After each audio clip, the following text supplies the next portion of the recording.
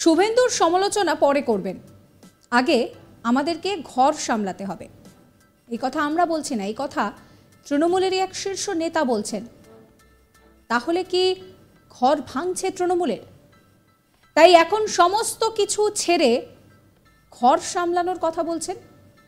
তার কারণ আমরা সাম্প্রতিক সময়ে তৃণমূলের গোষ্ঠী কোন দলের বিষয়টা জানতে পারছি। এবার কি সেটা বুমেরাং হচ্ছে? না হলে ঘর সামলানোর কথা কেন আসছে? শুধু তাই নয়, তার সঙ্গে এসেছে ইগোর প্রসঙ্গ। যিনি এই কথা বলছেন তিনি কুণাল ঘোষ। তিনি বলছেন যে কোনো রকম ইগো রাখা যাবে না, সবাইকে একসঙ্গে কাজ করতে হবে। সামনেই 21শে জুলাই, আর তার আগে চলছে প্রস্তুতি সভা। পূর্ব মেদিনীপুরে সভা করেন তৃণমূল নেতা কুণাল ঘোষ। সেখানে তিনি বলছেন যে শুভেন্দু অধিকারী বিশ্বাসঘাতক। শুভেন্দু অধিকারীর সমালোচনা আমরা করব, তবে শুভেন্দু অধিকারীর সমালোচনা পরে করা হবে, আগে আমাদেরকে ঘর সামলাতে হবে। এছাড়াও তিনি বলছেন যে আমরা জানি লোকসভা নির্বাচনে কাঁথি আর তমলুকে সবুজ আবির ওড়েনি, তাই নিয়ে এবার ক্ষোভ প্রকাশ করেছেন তিনি বলেন যে সবাই বড় বড় নেতা যদি হয় তাহলে কেন জেতা হলো না? আমাদের কোথায় ভুল হচ্ছে সেটা দেখতে হবে, ইগো রাখা যাবে না। 21শে জুলাইয়ে জনস্রোত করুন কলকাতায়। কি বলছেন কুণাল ঘোষ, শোনাবো আপনাদের। শুভেন্দু অধিকারী আমাদের সঙ্গে বিশ্বাসঘাতকতা করে গেছে, তার সমালোচনা আমরা করি। শুভেন্দুর সমালোচনা পরে করবেন, আগে আমাদের ঘর সামলাতে হবে, আমাদের নিজেদের ব্যর্থতা দেখতে হবে। যদি সবাই এত বড় বড় নেতা, কেন জেতা হলো না দুটো আসন? কিসের জন্য জেতা হয়নি দুটো আসন? মমতা ব্যানার্জি কোনো খামতি রাখেননি, অভিষেক ব্যানার্জি কোনো খামতি রাখেননি। কেন এই সিট দুটো জেতা হয়নি? কেন কেন কেন জেতা হয়নি? কোথায় বাধা ছিল? আমাদের এই ভুলগুলো বের করতে হবে। কন্যাশ্রী চলছে, লক্ষ্মীর ভান্ডার চলছে, যে 29টা আসন জিতেছে সেখানে যা যা স্কিম চলে সেগুলো পূর্ব মেদিনীপুরের দুটো আসনেও হয়েছে, তাহলে আমরা বার করতে পারিনি কেন? মমতা দিকে সরকারের কাজে খামতি রাখছেন না।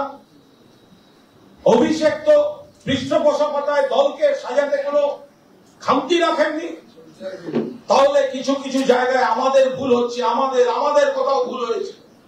আমি ঠিক না আপনি ঠিক, এই করতে করতে আমরা খাল কেটে কুমির এনে ফেলেছি। এই ইগো রাখা যাবে না।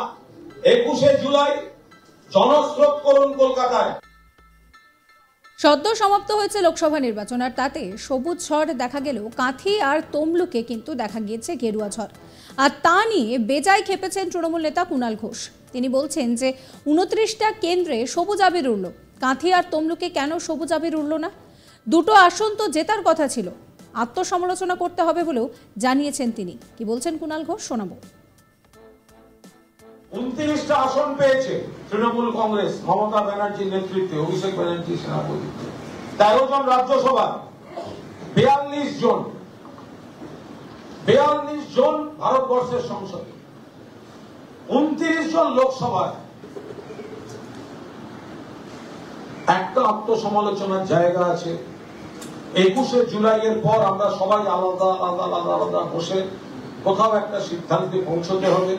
মাননীয় মুখ্যমন্ত্রী মমতা বন্দ্যোপাধ্যায়ের নেতৃত্বে, অভিষেক বন্দ্যোপাধ্যায়ের সেনাপতিত্বে 29টা কেন্দ্রে সবুজ আবির উড়ল।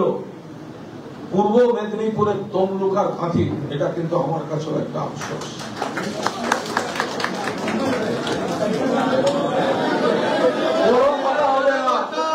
একটা আওয়াজ হবে না, যা বলবো শুধু আমি বলবো। অন্য যার বলার ঠিক ফোরাম তৈরি হবে, সেখানে আলোচনা হবে। এর বাইরে কোনো হাততালিও পড়বে না, কোনো কমেন্ট হবে না। পঞ্চায়েত নির্বাচন পর্যন্ত আমরা চেষ্টা করেছি সবাই, লোকসভা নির্বাচনও সুদক্ষভাবে চেষ্টা হয়েছে, কিন্তু আমাদের আত্মসমালোচনার জায়গা আছে। পূর্ব মেদিনীপুর একটা ঐতিহ্যশালী জায়গা। ফিরোজা বিবি শহীদ মাতা আমাদের এখানকার বিধায়ক। পূর্ব মেদিনীপুর, এপাশে তমলুক, ওপাশে কাঁথি। আমি ব্যক্তিগতভাবে মনে করি দুটো আসনই এবার আমাদের জেতা উচিত ছিল। কুণাল ঘোষ বলছেন যে এই দুটো আসন কাঁথি এবং তমলুক সেটাও কিন্তু জেতা উচিত ছিল। সেই পরিস্থিতিতেই তিনি বলছেন যে শুভেন্দু অধিকারীর সমালোচনা পরে হবে, আগে নিজেদেরকে ঘর সামলাতে হবে। তাহলে এখান থেকে প্রশ্ন উঠছে যে তৃণমূলের কি তাহলে ঘর থেকে বেরিয়ে যাওয়ার কারোর কথা রয়েছে? কারণ আমরা এই মুহূর্তে দাঁড়িয়ে তৃণমূলের গোষ্ঠী কোন দলের খবর প্রায়ই পাচ্ছি। তাহলে কি এবার সেটাই বুমেরাং হচ্ছে? না হলে ঘর সামলানোর কথা কেন বললেন কুণাল ঘোষ? একই সঙ্গে তিনি বলছেন যে সমস্ত ইগো ছেড়ে দিতে হবে। সামনেই 21শে জুলাই, তার আগে প্রস্তুতি সভা চলছে। পূর্ব মেদিনীপুরের সভা করলেন তৃণমূল নেতা কুণাল ঘোষ, আর সেখান থেকেই তিনি বলছেন যে শুভেন্দু অধিকারী বিশ্বাসঘাতক। শুভেন্দু অধিকারীর সমালোচনা আমরা করব, কিন্তু সেটা পরে হবে। আগে নিজেদেরকে বুঝতে হবে যে এই দুটো কেন্দ্রে কেন সবুজ ঝড় উড়ল না। একই সঙ্গে তিনি বলছেন যে এত বড় বড় নেতা যদি থাকে তাহলে এই দুটো কেন্দ্র কেন হাতছাড়া হলো। তিনি আরও বলছেন যে ইগোকে দূরে রেখে সকলকে এক জায়গায় হয়ে কাজ করতে হবে। কি বলছেন কুণাল ঘোষ শোনাবো আপনাদের আরো একবার। শুভেন্দু অধিকারী আমাদের সঙ্গে বিশ্বাসঘাতকতা করে গেছে, তার সমালোচনা আমরা করি। শুভেন্দুর সমালোচনা পরে করবেন, আগে আমাদের ঘর সামলাতে হবে, আমাদের নিজেদের ব্যর্থতা দেখতে হবে। যদি সবাই এত বড় বড় নেতা, কেন জেতা হলো না দুটো আসন? কিসের জন্য জেতা হয়নি দুটো আসন? মমতা ব্যানার্জি কোনো খামতি রাখেননি, অভিষেক ব্যানার্জি কোনো খামতি রাখেননি। কেন এই সিট দুটো জেতা হয়নি? কেন কেন কেন জেতা হয়নি? কোথায় বাধা ছিল? আমাদের এই ভুলগুলো বের করতে হবে।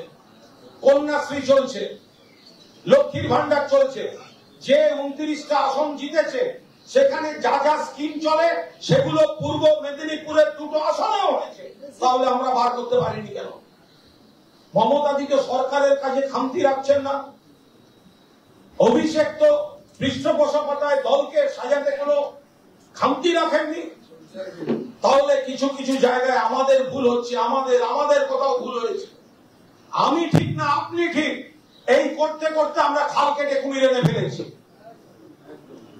এই ইগো রাখা যাবে না। 21শে জুলাই জনস্রোত করুন কলকাতায়। 29টা আসন পেয়েছে তৃণমূল কংগ্রেস, মমতা ব্যানার্জির নেতৃত্বে, অভিষেক ব্যানার্জি সেনাপতিত্বে। 13 জন রাজ্যসভা, 42 জন ভারতবর্ষের সংসদে, 29 জন লোকসভায়। একটা আত্মসমালোচনার জায়গা আছে। 21শে জুলাইয়ের পর আমরা সবাই আলাদা বসে কোথাও একটা সিদ্ধান্তে পৌঁছতে হবে।